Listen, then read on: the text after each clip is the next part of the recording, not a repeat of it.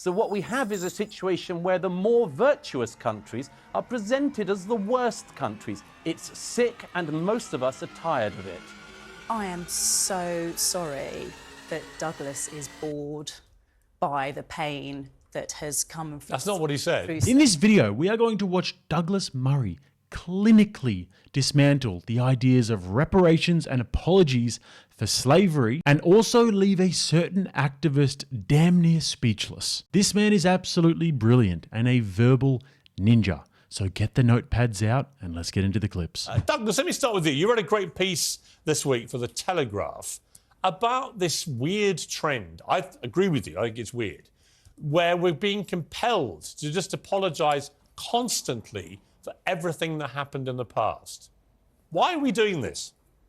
That's right. It's a very strange act of masochism, really, and an act of masochism carried out by people who don't seem to know anything. I mean, people talk about the British monarchy having to apologise for slavery. It was King George III who signed the Anti-Slavery Act into law in 1807. Prince Albert gave one of the most extraordinary anti-slavery addresses when the British were still policing the anti-slave trade on the high seas in 1840 to the Anti-Slavery League in London. All of this was addressed 200 years ago. And today, unfortunately, there's a kind of new type of malcontent, and usually also a huckster to boot, who just decides that none of this happened. Usually it's because they don't know it happened. And as a result, they look at our history and everything in our country, right up to just, innocent pastimes like cricket, and they decide to name everything as guilty. And, you could do this to everyone and to everything, but most civilizations and cultures don't behave like this because most of them aren't just masochistic and so self-hating. Masochistic and self-hating or self-loathing is the perfect way to describe exactly what we are seeing in the West. And this is only something that you see from a demoralized nation. A nation that is struggling to hold on to its moral framework. And for me, it brings up an interesting topic about the idea of nationalism and the necessity for that. In most countries around the world, it is completely unacceptable to be calling the government and the country racist and evil, and rioting in the streets, burning the flag, tearing down statues, and all the rest. And even though this is something that's very prevalent in the West, in the context of the wider world, it's actually very abnormal. I mean, I don't have the stats on it, but it's probably more common that this is actually illegal than it is freely accepted.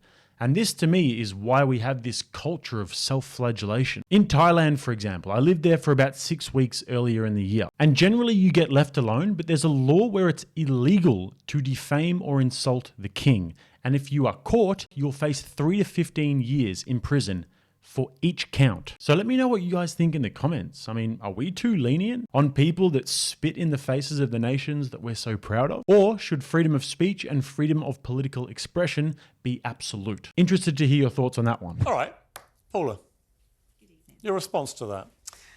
I actually agree with Douglas about the fact that we don't know enough. He's absolutely right. We don't know enough, and it's important that we do. But part of the knowledge is also understanding the hurt and pain that were caused, not just about the good things. It's not just about the cherry picking. And wrongs are not about being masochistic. Saying sorry is not a bad thing. Saying sorry is actually a very empowering thing to do. Why does it matter that a bunch of royals now get forced into issuing grovelling apology? Who cares? How does it change anything? It doesn't do anything, in my estimation, to impact on current slavery, where it exists around the world. It doesn't really make any difference to institutional racism, as we've seen in certain parts of society. I don't know what difference it makes. It might make people feel a bit better to see a royal grovelling, but so what? See, I don't agree with you, surprise, surprise. I do think it makes a difference. I do think it makes a difference that people in power are heard to acknowledge pain and hurt. I do think it's important that people in power have taken the time. Whose pain and hurt are you talking about? It's not people living today. These are going back hundreds of years in some cases, these crimes of slavery and so on. We all agree It was outrageous. It's been debated, really year after year after year. We all know this. I don't think that people have a lack of knowledge. And I'm not quite sure where the apology tour ends. What's the end game here? So the end game is about the ability to understand the true history, not just the part of history that we have been taught. And that is the difficulty. So you're talking about who's the apology for. Well, the apology is for me. The apology is for those who have suffered. The apology is for those who continue to struggle through colonialism and through slavery. And I do think that it's important that royalty are coming forward and saying, we apologise for the part that we All right, played. So is that it? Is that enough? When is enough? If we all say sorry today, hang on. The British government, when is enough to repay, to compensate slavers? So if we all say sorry today, enough? Well, that's my question to you, and you're not answering it. Well, when my point reparations is, are if made we all for say Richard. if we all say sorry today, it was terrible, which we all know. Yeah. Can we then say, right, that's done. We're going to look forwards. We're going to be positive. We're going to celebrate our achievements, learn from our failures, and we're done with apologising. Absolutely. And so how are we going to learn from our failures if we do not understand what we did wrong? You learn from your failures because that's what we're doing at the moment. The sort of report you had from the... How do you learn from your failures if you don't know what you did wrong, if you refuse to accept that you did wrong? Because the cricket board, the ECB, they've just produced a report. They've reported. Some of it was good. Some of it you can criticise or question. The point is, we've learned from that. We're moving on. We're celebrating. We're being positive. Otherwise, how have we learned I tell you from what the it report? does. How have we learned it from it, depresses Richard? everybody. It leads to a perception of decline. Notice here how she was saying, how will you ever learn from what you did wrong if you don't accept it? She is such a grifter. What did he do wrong? He is a modern day person in the year 2023. Are we really going to sit here and blame everybody for the sins of the societies that their ancestors lived in because of the color of their skin and try to make them apologize? For what? What did we do? And two can play this game. How about we take this lady, we look back into her family tree and we study her ancestors and the societies that they lived in, and then we get her to issue groveling apologies to all of the supposed modern day victims of those atrocities. Wouldn't that be fun? And trust me when I say, guys, this whole apologizing thing, it doesn't work, and it's been tried in my home country actually. We had a former Prime Minister, Kevin Rudd, who did a whole apology to the Indigenous people of Australia. And for the indignity and degradation thus inflicted on a proud people and a proud culture, we say sorry. It was meant to be a unifying thing, and it was meant to be a time when we close the book and we move forward together and we hold hands and walk into the sun. And guess what? Race relations in Australia are worse than ever.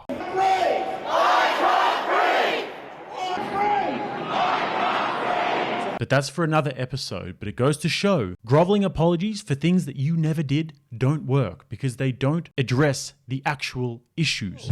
It's almost like every day now, somebody somewhere, normally on the left, the woke left, is queuing up to find a reason to hate the countries and their histories. Well, it's a kind of grievance competition. Your guest earlier just tried to engage in it. I don't know what hurt she believes she's had from slavery. All of this was addressed 2 centuries ago. Everything has consequences. All history has consequences and ramifications. But, you know, if we were to play this fairly, we would at least look at all of the countries around the world that engaged in the slave trade who are simply not interested in any form of reparations. The Ottoman Empire, all the Arab countries who not just traded far more slaves than across the Atlantic, but castrated all the men so that there wouldn't be any more African slaves after them. They worked them to the bone. I see no interest across Africa in paying reparations for selling their brother and sister Africans into slavery or for working them to the bone to the present day. There is slavery across Africa today. In fact, there are more slaves in the world today than there were at the height of the transatlantic slave trade. So some of us are simply a bit bored of hearing people ripping at closed wounds and then crying about their hurt or their presumed hurt. Because everybody could do this. 1 million Europeans were stolen by North Africans over the course of decades of the North African Barbary pirate slave trade. Where would you end if you did that? The answer is you couldn't end, because nobody is alive who has actually suffered the hurt, and nobody is alive who did the wrong. And I'd make one other point, if I may. It's always the countries that people want to come to who are put through this struggle session. Britain, like America and France, are the most desired destinations for migrants worldwide and have been for centuries. Why is that? It's not because we're racist, it's because we're better. It's because we're good. It's because when we see racism, we actually call it out and recognize it as a sin. Try finding that across Africa. Try finding that across the Middle East or in China. Nobody would hear. So what we have is a situation where the more virtuous countries are presented as the worst countries. It's sick, and most of us are tired of it. Wow. Douglas Murray only spoke for 2 minutes there, but he used his verbal machine gun to essentially gut the idea of slavery reparations and apologies for indiscretions of our ancestors, and struggle sessions, as he so brilliantly put it, whilst also dismantling the logic of these grievance politics activists. And let me just reiterate some of the points that he made there, because any of these points you could quite easily zoom in on and win the debate with these alone, let alone using all of them in 2 minutes. They are just pure factual evidence that completely obliterate the woke narrative. So if you guys want to be armed and dangerous, these are the topics to know and know well, because the mainstream media won't tell you about it and the education system won't tell you about it. And I've covered these extensively on my channel. So after this, you can watch another one of those videos, and I'll leave a few of them in the comments and in the bio. Number one, all of this was resolved 200 years ago. And if you look at all of the countries around the world and all of their sins of the past, there is no conclusion, because you can extrapolate this endlessly. Every single society ever is guilty of sins, and most of the countries around the world today are completely uninterested in the idea of reparations. 2, there are more slaves today than there were at the height of the Atlantic slave trade. So if you're so worried about this horrific practice and the subsequent suffering involved, especially of your African brothers and sisters that you postulate on behalf of, then I'm sure it wouldn't be too much effort for you to round up the troops and go to the Congo. Plenty of work to be done there. 3, there is nobody alive today that suffered the hurt, and there is nobody alive today that perpetrated the sins. So if we live in reality, there is nobody alive today that is a perpetrator or a victim. They're all long gone. And 4, the most tolerant and accepting societies in the world are all the ones that get dragged for this. And this is because they actually acknowledge past wrongs. And they are the most virtuous nations and the ones that most freely accept criticism, like we spoke about before. And now for her response. And you can probably imagine what kind of tactic she's going to go with. Thank you, Douglas.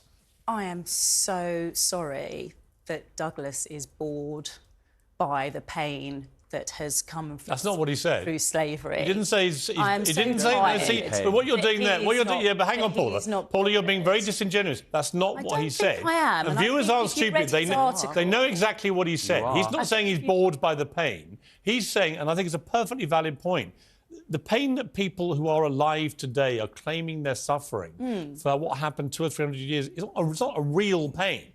They're not the ones who suffered what was going on 200 or 300 years ago. So in terms of justice for all, I mean, I think we'd all agree that there should be justice. Well, I'm not suffering from when the Normans invaded this country. Agree. I'm not suffering from what my ancestors went through. I noticed that I'm not being allowed to respond. Or from the Romans. In other words, where do you take this? I mean, should I now be feeling pain from what the Romans did to this country? In terms of slavery, I can take it to 2015, when the slave owners were compensated by the government. So I can take it to that extent. Where does your personal pain come? And I can say to you that I don't think that apologising is a bad thing. I think that apologising for a wrong is a good thing. I think that the Dutch royal family have done a fantastic thing in acknowledging what has gone wrong. OK, I hear you, but I honestly society. think it'll make no difference at all. It's no surprise there that she had nothing good to say. I mean, these activists are essentially grifters and race hustlers. Like Douglas said, she hasn't experienced personally any of this oppression that she campaigns against. And without doing the victim shtick, she would not be on Piers Morgan. She would be irrelevant. And she knows deep down that what she's saying is crap. She heard what Douglas said. She heard what Piers said. And I don't think that she's immune to logic. I mean, maybe she is. But this is what grifters do. And of course, instead of actually making a good point, she called Douglas insensitive. Just very predictable. And honestly, doesn't deserve any more airtime. So guys, once again, hope you enjoyed this. If you guys want to check me out on all platforms, hit those links. Check out my other channel and also the podcast on Spotify. There's going to be lots of good guests coming on. If you guys want to watch another video, one of those videos I mentioned before, click right here. Until next time, I'm Jake. This is RattlesnakeTV, keeping you armed and dangerous.